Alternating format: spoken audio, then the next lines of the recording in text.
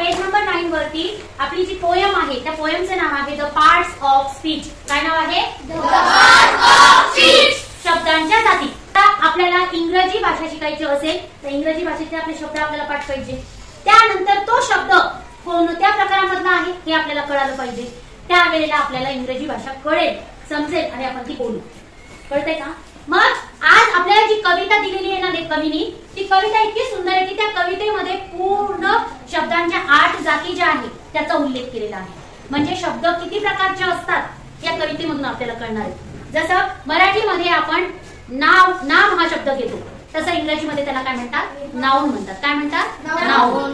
त्याला काय म्हणतात? नाउन म्हणतात. मराठीमधला सर्वनाम जो आहे त्याला इंग्रजीमध्ये प्रोनाउन म्हणतात. मग याच्यावर आधारित ही कविता आहे. तर ही कविता आपण आता शिकणार आहोत. तर बघा, every name is called noun as a field and fountain, street and town. प्रत्येक नाव जे आहे, नाव माणसांची नावं, प्राण्यांची नावं, वस्तूंची नावं, ठिकाणांची नावं, पदार्थाची नावं, या सगळ्यांना काय म्हणतात? नाउन. काय म्हणतात? नाउन. बघा आपण लिहून घेऊया. नाउन पहिलं काय आहे? नाउन. मग नाउन म्हणजे काय? तर वस्तू, पदार्थ, नाम. Very good. वस्तू, पदार्थ, ठिकाण या सगळ्यांच्या नावाला नाउन म्हणतात. मग आपल्या इथे सगळे मुलं बसले त्याच्या नावाला पण नाम म्हणतात. त्याच्यानंतर इथे ज्या ज्या वस्तू दिसतायत त्या वस्तूंना नाउन म्हणतात. काय म्हणतात? म्हणजे पुस्तक हे नाम आहे, पर्स हे नाव आहे, खडू हे नाम आहे, त्याच्यानंतर बेंच, बाकडा हे नाउनच आहे. इंग्रजीमध्ये या शब्दांना नाउन म्हणतात. काय म्हणतात? नाउन. कळालं का? कुठलेही नाव, जसं पर्वत, डोंगर हे काय? नाउन. सूर्य नाव दिलं की नाही त्याला? ते नाउन. मॅन माणूस त्याला काय? नावच आहे ना. नदी हे काय पडलेलं आहे? नाउनच आहे ना. म्हणजे ह्या नामाला सगळ्यांना काय म्हणतात? नाउन. आपण जेवढे पण नावं दिलेले आहेत वस्तूंना त्या सगळ्यांना नाउन म्हणतात. व्यक्तींच्या नावांना नाउन म्हणतात, प्राण्यांच्या नावांना नाउन म्हणतात. कळालं का? म्हणजे आपण इथे बघा, वस्तू,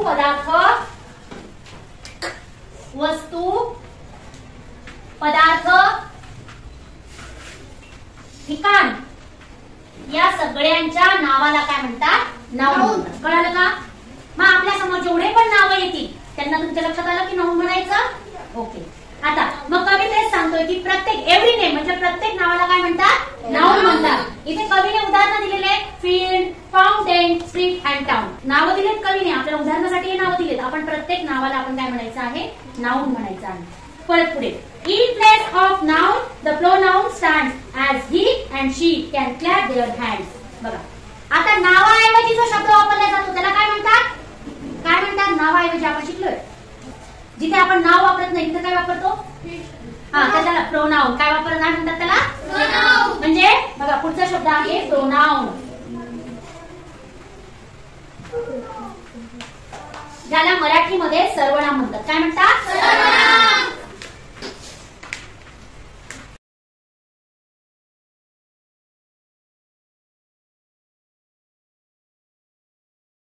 शिकवलेले आपण प्रोनाउन शिकलेलो आहोत की समजा आपण एखाद्या मुलाचं नाव घेत असलो एखाद्या व्यक्तीचं आणि त्याच्याबद्दलची माहिती आपण कंटिन्यू सांगू शकतो. जसं Samaj is good boy, he comes to school regularly, he completes his homework regularly, he is clever boy. आता समजच्या ऐवजी कोणता प्रोनाउन वापरलाय मी? इथे समजच्या ऐवजी काय वापरलं? ही. मग ज्या नावाऐवजी जो शब्द वापरलाय ना इथं ही, काय वापरलं मी? ही. म्हणजे ही जे आहे ते काय आहे? प्रोनाउन आहे. म्हणजे प्रत्येक वेळेला नावाऐवजी जो शब्द वापरला जातो त्याला काय म्हणतात? प्रोनाउन म्हणतात. कळालं का? मग कवी तेच सांगतोय की नावाच्या इन प्लेस ऑफ नाउन, नावाच्या ऐवजी जो शब्द वापरला जातो त्याला काय म्हणतात? प्रोनाउन. आणि कवीने इथे 2 शब्द दिलेले आहेत प्रोनाउन म्हणून. जे शब्द आहेत ते ही आणि शी. आणि तुम्हाला मी आणखी प्रोनाउन शिकवलेले आहेत, ते प्रोनाउन त्याच्यामध्ये ऍड होतात. पुढे adjective describes a thing. Adjective काय करतो? वस्तूंना डिस्क्राइब करतो, वस्तूंचं वर्णन करतो. म्हणजे काय? एखादी वस्तू आहे ती कशी आहे ते सांगणारा विशेषण. ऍडजेक्टिव्ह म्हणजे काय? विशेषण. एखाद्या गोष्टीची माहिती सांगणारी शब्द म्हणजे काय? विशेषण. बघा ऍडजेक्टिव्ह. तिसरा शब्द काय आहे? ऍडजेक्टिव्ह म्हणजे काय? विशेषण. एखाद्या गोष्टीचं वर्णन. ऍडजेक्टिव्ह म्हणजे काय? एखाद्या गोष्टीचं, एखाद्या वस्तूचं, व्यक्तीचं, प्राण्याचं, पक्षाचं वर्णन करणारा शब्द म्हणजे काय? ऍडजेक्टिव्ह. इथे आपल्या वर्गात मुलं आहेत बरेच. आपल्याला मुलांचं वर्णन करायचं आहे. एखाद्या विशिष्ट मुलाचं वर्णन करायचं असेल, मी काय म्हणाल, तो उंच मुलगा नाहीये का? तो, मग तो उंच कोण आहे? मग तुम्ही बघताल, हा उंच कोण आहे इथे? हा, तो उंच आहे. तुम्हाला नाव माहिती होतं का त्याचं? नाही. पण तुम्ही काय केलं? उंच मुलगा कोणता आहे म्हटलं आणि त्याला उभं केलं. मग हे जे उंच जे आहे ना, ते उंच काय त्याचं वर्णन करणारा शब्द. आता Yash is a tall boy. Yash is tall boy. मग टॉल हे काय झालं? त्याचं विशेषण झालं. उंच हे, उंची असणं त्याचं काय झालं? विशेषण झालं, ऍडजेक्टिव्ह झालं. म्हणजे एखाद्या व्यक्तीचं वर्णन करणारा, एखाद्या वस्तूचं वर्णन करणारा शब्द म्हणजे काय? ऍडजेक्टिव्ह. सुंदर मुलगी, ब्युटिफुल गर्ल. ब्युटिफुल हे काय झालं? तिचं विशेषण झालं. क्लेव्हर बॉय, क्लेव्हर बॉय, हुशार मुलगा. हुशार हे काय झालं? त्याचं विशेषण झालं. माझ्या वर्गातला हा मुलगा हुशार आहे. मग मी त्याला त्या नावापुढे जोडते क्लेव्हर बॉय. मग ते क्लेव्हर बॉय, जसं अमान इज अ क्लेव्हर बॉय. अमान काय आहे? हुशार मुलगा. विशेषण झालं. कळालं का? म्हणजे एखाद्याचं वर्णन करणारा शब्द, त्याला आपण काय म्हणतो? ऍडजेक्टिव्ह. काय म्हणतो? ऍडजेक्टिव्ह. आता पुढे मग कवीने इथे आपल्याला सांगितलंय की the adjective describe a thing. Adjective एखाद्या वस्तूचं वर्णन करतो आणि इथे वर्णन दिलेलं आहे मॅजिक आणि ब्रायडल. आता पुढे मग कवीने पुढचा शब्द दिलेला आहे बघा. The word means action, something done. पुढचा शब्द आलेला आहे वर्ब. काय आलेला आहे? अगदी साधा शब्द. Very good. अगदी साध्या सोप्या शब्द सांगितलेला आहे कवीने की वर्ब म्हणजे ऍक्शन. वर्ब म्हणजे काय? ऍक्शन म्हणजे काय? कृती. मग वर्ब म्हणजे काय? तो कृती. सगळ्यात सोपा शब्द. पण मराठीमध्ये त्याला काय म्हणतात? क्रियापद. काय म्हणतात? क्रियापद. जसं आपण इथे ज्या ज्या क्रिया करतोय सध्या, त्या सगळ्या काय आहेत तिथे? वर्ब आहे. काय आहे? कळलं का? मी तुमच्याशी बोलतीये, तुम्हाला काहीतरी शिकवतेय. बोलणं म्हणजे टॉकिंग, ही क्रिया आहे. टॉक बोलणे, स्पीक बोलणे, टीच बोलणे, शिकवणे. तुम्ही ऐकताय म्हणजे लिसन, ही कृतीच आहे. कोणी लिहितंय, राईट करते कोणीतरी आता सध्या, म्हणजे रायटिंग काय? क्रियापद आहे. राईट हे क्रियापद आहे. त्याच्यानंतर कोणी पाहताय माझ्याकडे, तो वॉच हे क्रियापदच आहे. कोणीतरी मध्येच वाचताय तर रीड हे काय झालं? क्रियापद आहे. कोणीतरी खेळताय मध्येच, पेनासोबत खेळताय, कोणी काही करताय, प्ले हे काय झालं? क्रियापद. म्हणजे आपण ज्या ज्या ऍक्शन करतो, ऍक्शन म्हणजे क्रियापद. कळालं का? आपण वाक्य बनवताना कितीतरी वर्ब आपण शिकलेलो आहोत वेगवेगळे. आता कालच्या तासामध्ये आपण वेगवेगळे वर्ब बघितले, त्याच्यावरती आपण वाक्य बनवले की नाही? ते सगळे काय झाले? क्रियापद झाले. म्हणजे संग्राम, ज्या शब्दामधून आपल्याला कृती कळते, काय? ज्या शब्दामधून कृती कळते तो शब्द म्हणजे काय? ज्या शब्दामधून कृती कळते, हालचाल कळते, तो शब्द म्हणजे काय? वर्ब. कळलं का? आता कवीने इथे आपल्याला शब्द दिलेले आहे. रीड. रीड म्हणजे काय? वाचणे. राईट म्हणजे लिहिणे. त्याच्यानंतर जंप उडी मारणे आणि रन पळणे. मग ह्या सगळ्या ज्या आहेत त्या काय? कृती आहे. आणि कृतीयुक्त शब्दांना काय म्हणतात?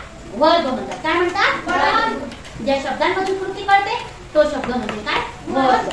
आता next, how things are done. The adverb ते ऍडवर्ब. आता काय बघा पुढचा शब्द काय आहे? त्याला काय म्हणतात? क्रियाविशेषण. क्रियाविशेषण.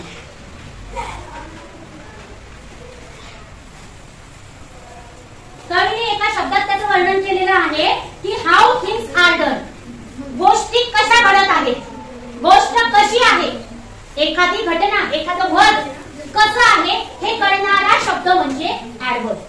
आता आपण इथे शब्द लिहिले नाही बघा. क्रियापद म्हणजे ऍक्शन, कृती,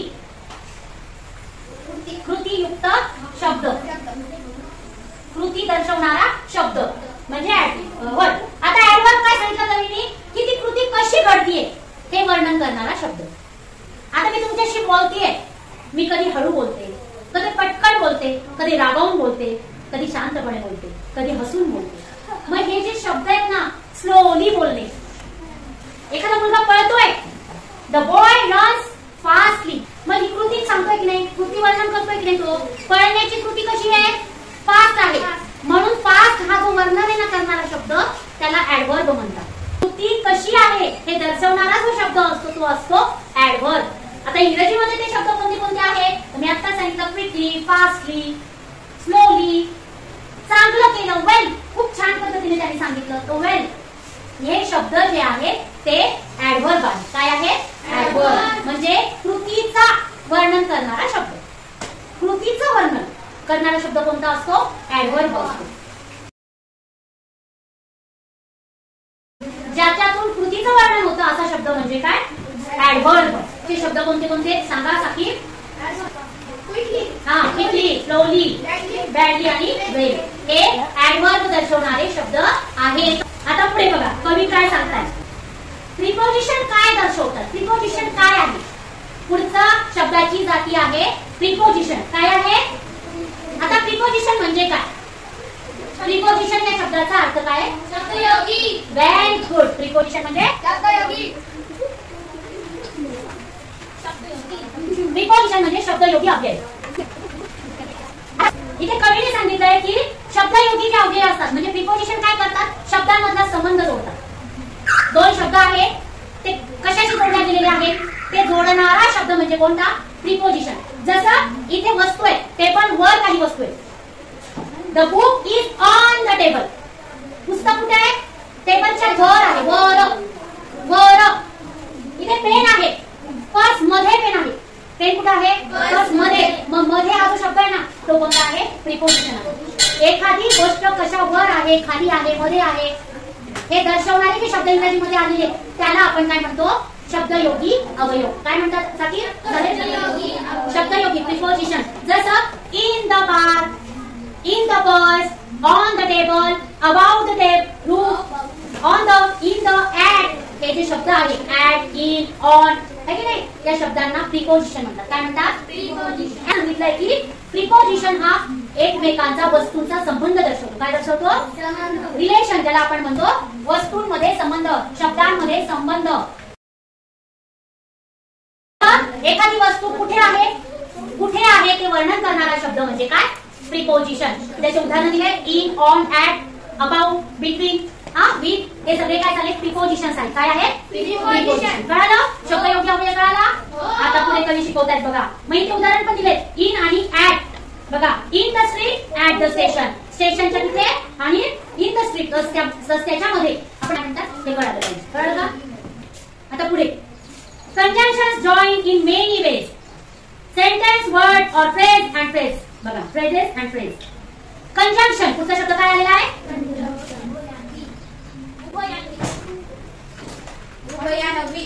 व्हेरी गुड, उभयान्वयी अव्यय. काय, आता उभयान्वयी शब्द कोणते आहेत इंग्रजीमध्ये, उभयान्वयी अव्यय कसे ओळखायचे हुसेन. बघा इथे कवीने उदाहरण दिलेलं आहे ऑर आणि अँड. बघा आता आपण बऱ्याच वेळेस दोन व्यक्तींचं नाव घ्यायचं असेल तर आपण काय करतो, अँड जोडतो त्याच्यात. जसं साकिब अँड सालेम किंवा अमान अँड तला, बुशरा अँड नमीरा. अँड दोन शब्दांना, दोन नाऊंना जोडणारा शब्द म्हणजे काय, कंजंक्शन. किंवा हे किंवा ते, तू किंवा तू असं म्हणतो की नाही, किंवा. तर हा किंवा जो शब्द आहे ना तो कोण आहे, कंजंक्शन आहे.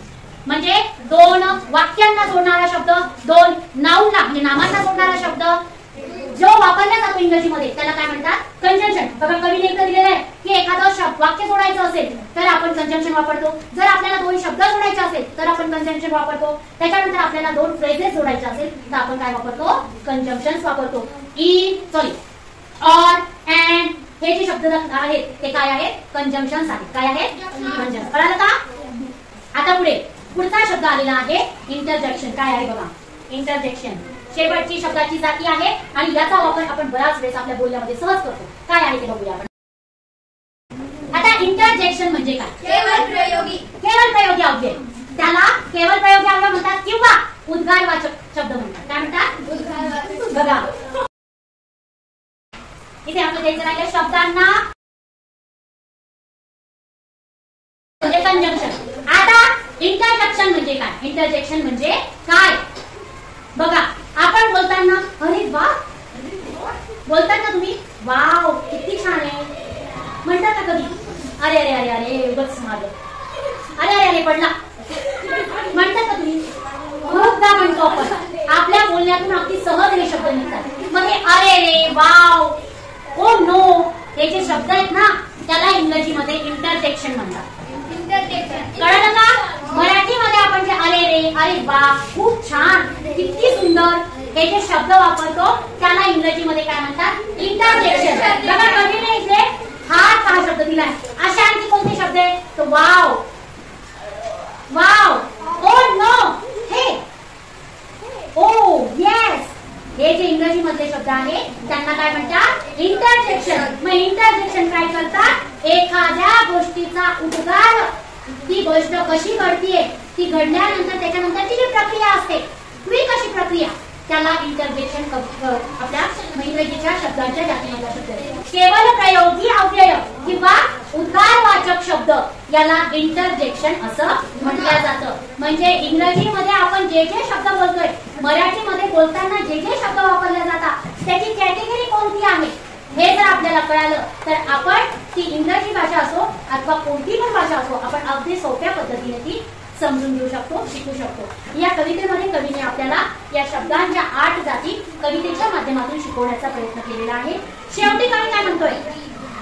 Through poetry we learn how each of these make up the parts of it. या कवितेच्या माध्यमातून आपण कवी सांगण्याचा प्रयत्न केला आहे की शब्दांच्या जाती किती आहेत आणि कोणत्या आहेत. कळाली का कविता?